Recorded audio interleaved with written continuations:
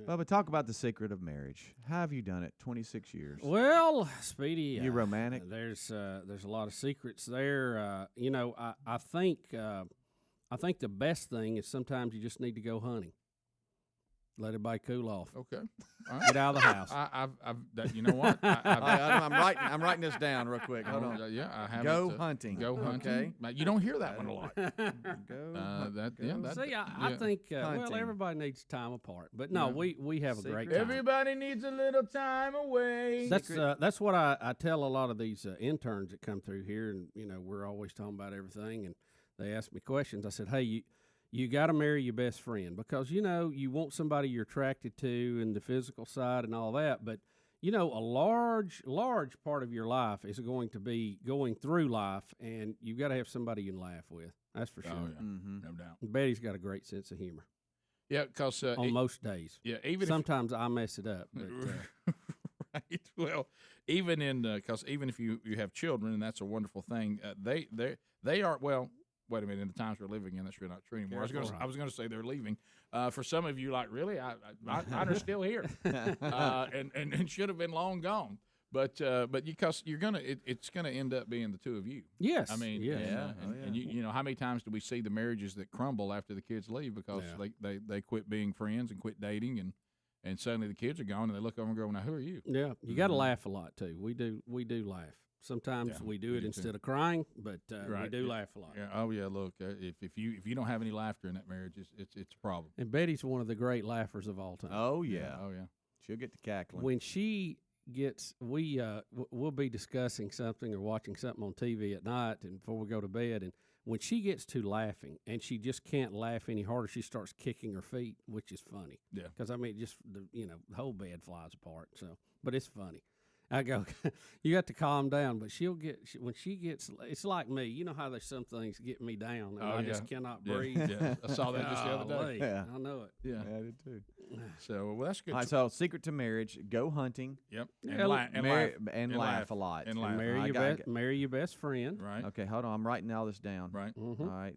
Marry best friend. Anything else? And look, and this is the obvious. I didn't say it because to me it was so obvious. It has to be a Christ-based union. Okay, Christ. I like that. And there's some terminology there that I won't go into here, but it really has to be between three people.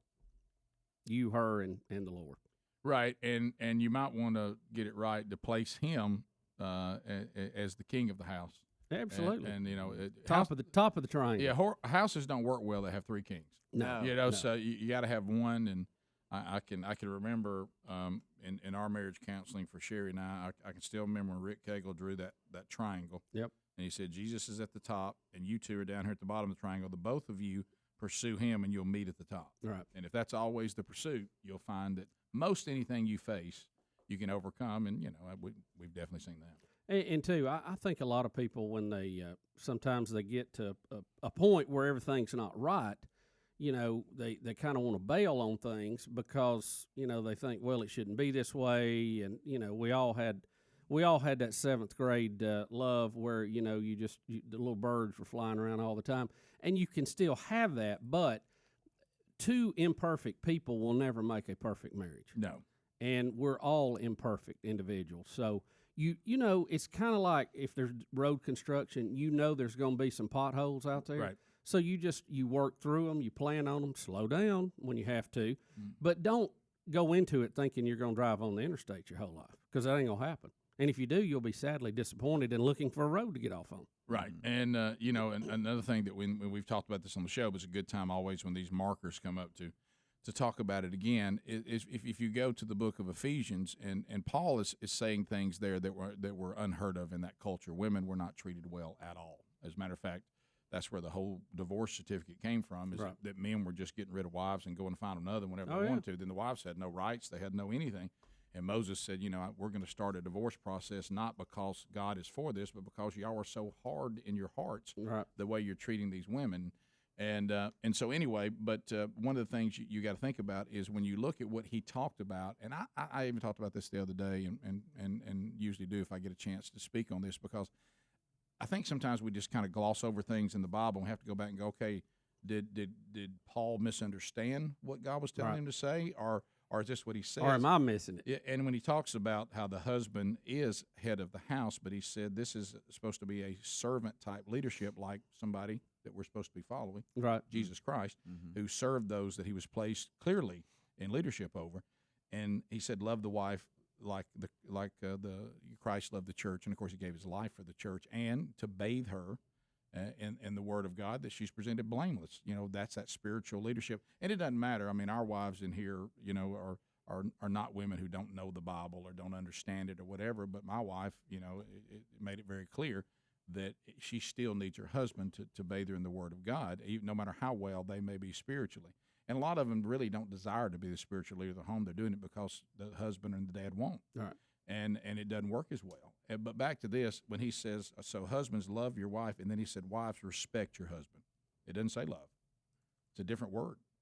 And a lot of times I think it's misunderstood. It's back to we're equal, but we're not same. Here is God saying, I designed these two genders, and I'm telling you they don't work the same. When men come to me in counseling, whatever, and they're distressed, something's going on with the marriage, almost every time I realize when they say, I don't think my wife loves me, what they really are saying is, I don't think my wife respects me. Because that's how men interpret love. If they're not respected, it crushes them. But we have to be sure that the reason why we're not respected is because everybody knows us and we're not respectable. So, but the worst thing you can do if you have a husband that has earned the respect, if you're female, is to give him that respect because they crave it. And it is to be earned. I understand that. But if it's there, there's nothing you can do to tear down your husband more than to not respect him and to badmouth him in front of people or in front of his children. You just shouldn't do that. And back to the men, we're to love our wives the way they receive love. They're not men. And, we've said this over and over again. If you want to disrespect women, there's nothing you could do to disrespect them more than to treat them like men. They don't receive love the same way a man does. They're not as impressed with a bass boat as we are. No. I mean, they never have been. So it goes back to this again. You can really face anything in any marriage, as Bubba said a minute ago, if you get that part right. The rest of it's not going to, marriage is hard enough when you do it right. On a perfect day, in a perfect situation, and you're never going to be there. So if you know that going ahead of time, don't try to drive your real nice car down the middle of the highway going fast. Get your Jeep out. Right. Know you're going to have potholes, and just be prepared to work through it. We jokingly have always said, and no disrespect, that we're, have a murder-suicide pact. We're in this. Right. So, and we're going to make it work till God takes one of us out. So let's just do what we got to do. There's no need in you or me winning this battle because I got to deal with you the next day. So let's work it out. And do not, in this happiness thing that we've talked about all along, if I hear another person say they've left so-and-so because they don't make them happy, that's not their job to make you happy. You know what I mean? Gosh, I get so tired of hearing that. Happiness is pretty weak. I sure wouldn't base a God-endorsed union on whether I'm happy or not, because that's the most ridiculous thing. What are you, in junior high? I mean, you get the old joy card out. Well, you getting your Letterman jacket, Mac? You just broke up a union, And the thing is, if you get to the point where even on the tough days, you're not going to dishonor Christ. And I make this joke, and it usually gets a laugh, and it's true. There have been days where Sherry said, "Today I love you strictly because I told Jesus I would." You're not real lovable today, but I'm going to love you because Jesus told me to. I'm going to respect you. And we're going to work through this. So if Christ becomes the standard, and that's who you're trying not to dishonor, you'll be surprised at things that you thought were big deals. You just kind of work around. I think, too, what a great example that Christ himself used the wedding and the bride and the groom for his example. That's a really awesome picture. We've said this on the show, and in these times it needs to be said, he loves marriage. Absolutely. And he's on record on how much he loves marriage. And I have, I've been sinful in the way it's been treated when I was lost. It'll never ever. I've repented of that. It won't ever happen again. And here we are 20 years later, and it is like, how about this? He's right, and this other garbage we keep throwing out there. And that's why we are so passionate about some of the other garbage, because I do know what's right. And I hate to see people deceived, and that's exactly what it is. And look, I know this other stuff's going on now, and we said it on record, and some people didn't say it, but it's true. It began with no-fault divorce. That was the first slide on disrespecting marriage. We'll be back. More Rick and Bubba next. Rick and Bubba, Rick and Bubba.